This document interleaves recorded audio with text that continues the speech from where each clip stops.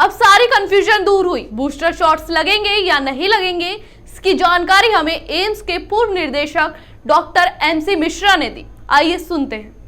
आपका जो मुख्य प्रश्न है वो बूस्टर डोज जो वैक्सीन की होती है उसको लेके है कि बूस्टर डोज क्या होता है, इसका क्या उपयोग है।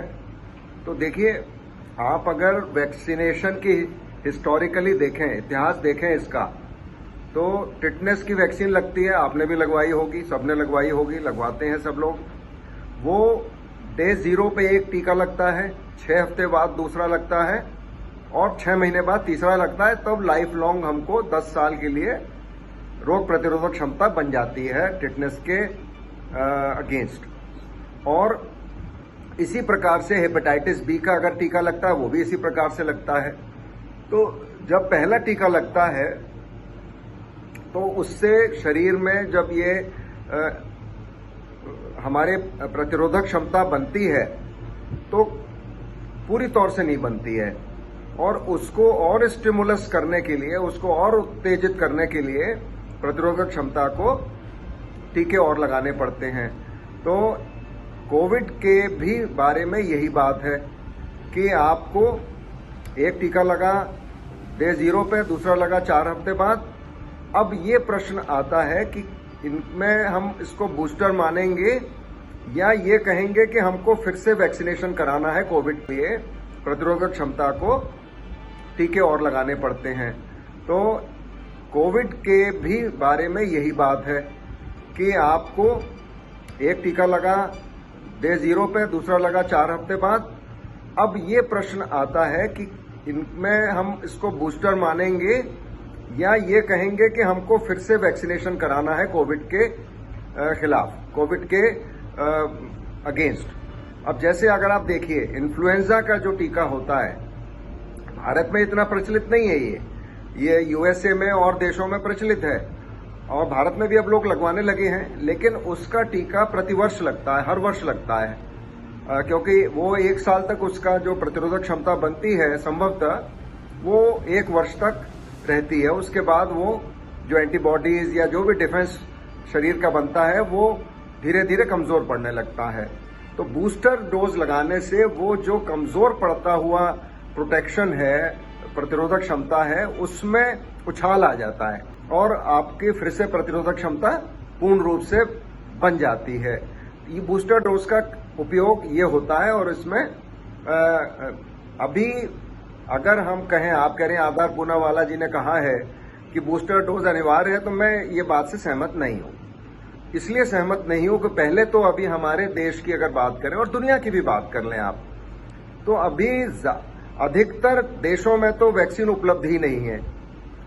फिर अभी भी कोविड वैक्सीन के बारे में जब हम चर्चा करते हैं तो हमारे पास प्रश्न जाते हैं, उनके उत्तर कम है। कोई डेटा ऐसा नहीं है अभी। आधार पूनावाला जी डेटा दिखा दें, अगर वो कह रहे हैं अनिवार्य है तो किस बिना पे कह रहे हैं, किस बेसिस पे कह रहे हैं, क्या आधार है उनका ये कहने का कि बूस्टर डोज अनिवार्य है। देखिए, ये ऐसे कहना ठीक उचित नहीं है, उनके लिए भी उचित नहीं है, उनको नहीं कहना चाहिए ये बात। क्योंकि अभी उन्होंने कौन सा ऐसा रिसर्च, अनुसंधान या एनालिसिस जिसकी बेसिस पे वो कह रहे हैं बूस्टर डोज चाहिए। क्योंकि जो T सेल मेमोरी बनती है शरीर में वैक्सीन लगने से, उसके बारे में तो कोई प्रामाणिक तौर पर कोई भी अभी नहीं कह रहा है कि कब तक रहेगी वो। और कुछ लोग कह रहे हैं लाइफ लॉन्ग रहेगी, कुछ लोग कह रहे हैं 1 वर्ष रहेगी, कुछ लोग कह रहे हैं 6 महीने पे उसका गिरावट आ रही है एंटीबॉडीज में। तो एंटीबॉडीज से आप प्रतिरोधक क्षमता का मापदंड नहीं कर सकते। इसमें T सेल मेमोरी मेन होती है। और जो कुछ अभी हमारे पास डेटा आया है और लोगों ने इसमें रिसर्च करी है, अनुसंधान किया है, शोध किए हैं, उसमें ये निकल के आया है कि ये जो प्रतिरोधक क्षमता है हमारे बोन मैरो में बनती है और ये ऐसा हो सकता है कि लाइफ लॉन्ग भी रहे। ऐसा भी प्रमाण आया था अभी पीछे। और कम से कम नेचुरल इन्फेक्शन से जो प्रतिरोधक क्षमता है वो करीब 6 महीने से अधिक रहती है, करीब 212 दिन एवरेज।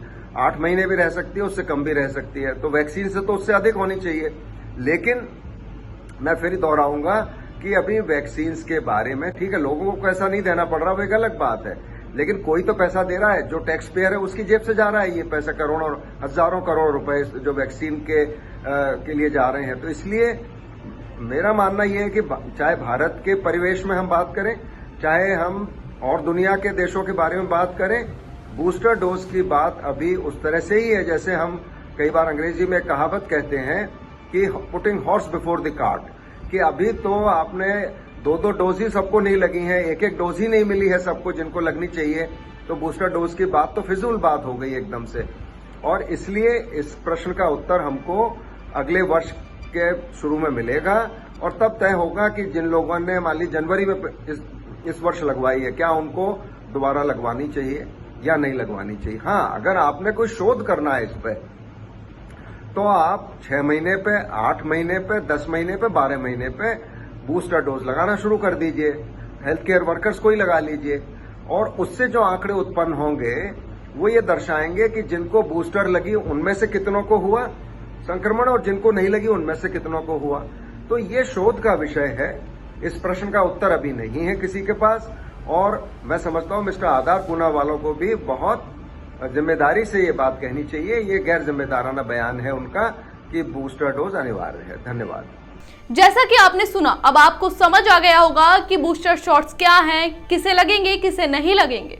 अब इस खबर को सुनकर आपकी क्या राय है, ये हमें कमेंट बॉक्स में बताना ना भूलें। अभी के लिए इस वीडियो में इतना ही। ज्यादा जानकारी के लिए सब्सक्राइब करें ऑथम न्यूज। धन्यवाद।